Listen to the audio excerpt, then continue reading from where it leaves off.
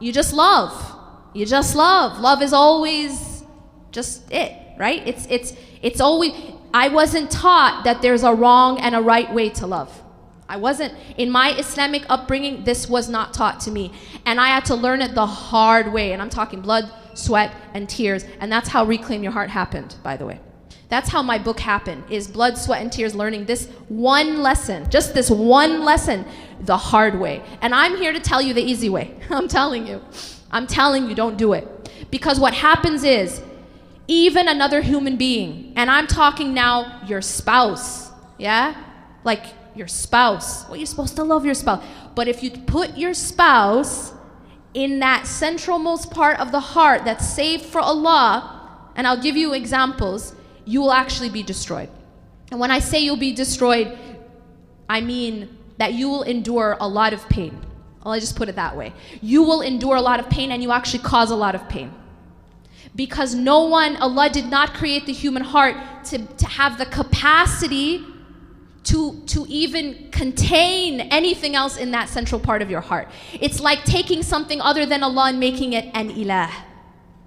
Believe me, an ilah is not just a stone idol. An ilah is not just a stone idol that you pray to. An ilah is essentially at its root, if you study the term, if you study the root of the word ilah, you see that it is anything that you put at the center of your existence. It becomes that which dictates every single thing you do or don't do. It dictates why you live, why you die. It dictates how you act and how you don't act. An ilah is a master. An ilah is a master. And the problem is, this is a lesson you'll always have to remember. Whatever you love most in life is your master. Simple as that. Whatever you love most in your life is your master. If that is money, then you are a slave to money. If that is your spouse, then you are a slave to your spouse. If it is your children, and now I'm talking about something that's just like blows your mind as a woman, especially as a mother and as a father. We definitely ain't taught this, that there's a wrong way to love our children. What? There is a wrong way to love your children. Why do you think we have so many problems with the whole mother-in-law issue? Do you want to know the reason? Anybody want to know the reason? This is the reason. It's because the dynamic to begin with from day one was unhealthy. I'm telling you guys something maybe we don't want to hear, but it's the truth.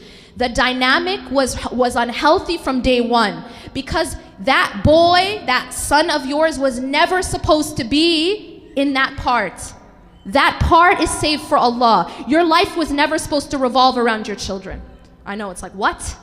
Your life was never meant to revolve around your children. It's unhealthy. And actually, your life is supposed to revolve around Allah. This is something we're not taught.